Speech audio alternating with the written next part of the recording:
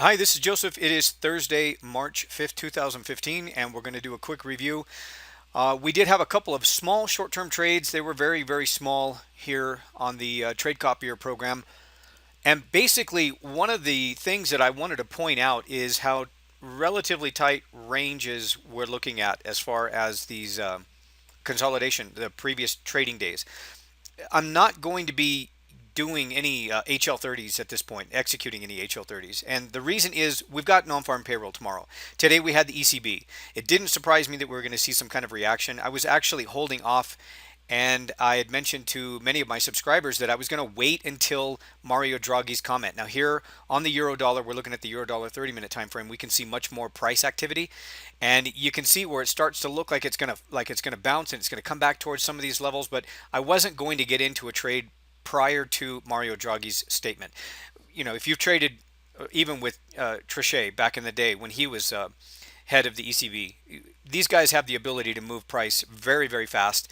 And, you know, regardless of whether you're in a good trade or a bad trade, it sometimes is very difficult to get out of a trade, even if you're in a winning trade, when these guys release these statements out to the general public and the market reacts or trades off of that.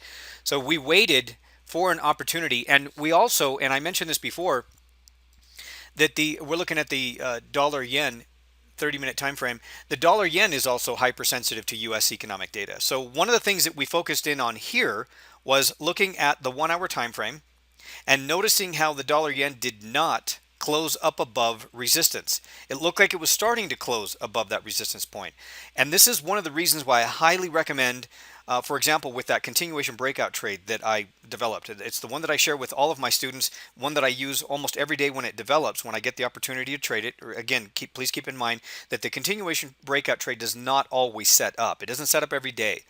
It's just a matter of waiting for that particular trading opportunity. Now, I highly recommend that if you're going to wait or trade a breakout, I prefer to use a breakout strategy on the 1 hour time frame.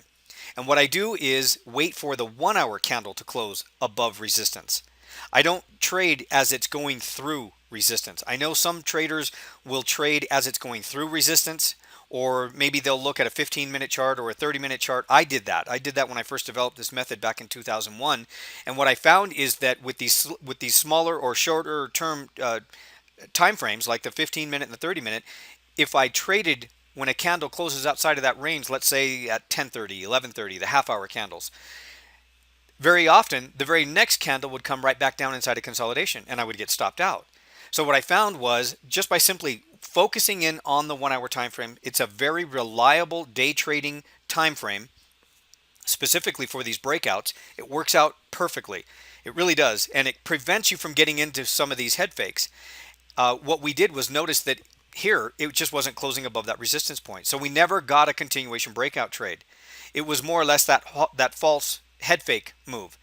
As far as how far down it came back, obviously it's inside of consolidation, but it's still possible that eventually later on it could close above that resistance point again. We might get a continuation breakout trade here to the upside, again as a reaction to non-farm payroll on Friday. So we're going to keep an eye on that. But what we did was sold this pair because it created that T2 pattern. It created a short-term reversal pattern right here on the dollar yen. Again, paying attention here with the larger time frames, making sure that it wasn't going to print a breakout trade.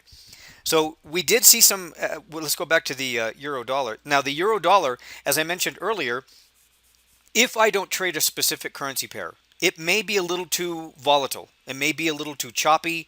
I want to get into a trade that I can more or less determine that the rest of the market's going to participate with that particular trade. It's going to have more follow through. When I get into a trade, I want to get, to see it reach its profit targets within a specific time frame, let's say within a day trade, maybe 3 hours, 5 hours, 7 hours, but I want follow through. I don't want sharp retracements, and you see these sharp zigzag movements where it spikes up and spikes down. That type of market environment is something that I really don't want to get caught up in. And if there's a particular currency pair that seems like it might react in that way, then I'm going to stay away from it. Because if I'm going to use a 20 pip stop or a 30 pip stop, chances are if it's hypersensitive to whatever economic data is available for that particular day on that currency pair, it's probably going to stop me out prematurely. So again, that's one of the reasons why we focused on the dollar yen. Here on the euro dollar, obviously with the euro, it's going to be really hypersensitive to any comments that Mario Draghi is going to make. And the spikes can be 50, 60, 70 pips in one direction or the other. So we wanted to trade that carefully. And I mentioned, even if we don't trade this pair, it's a good opportunity leading into non-farm payroll because it's going to create some boundaries, maybe a high or a low, something that I can trade off of, or look for a specific location where I could trade a breakout.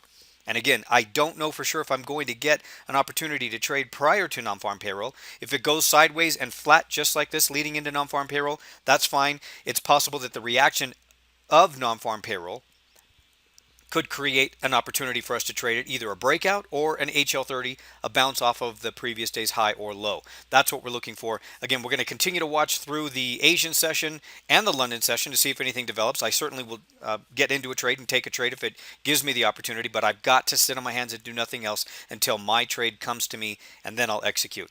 And it may be that I have to wait until non-farm payroll. So I hope you had a great trading day.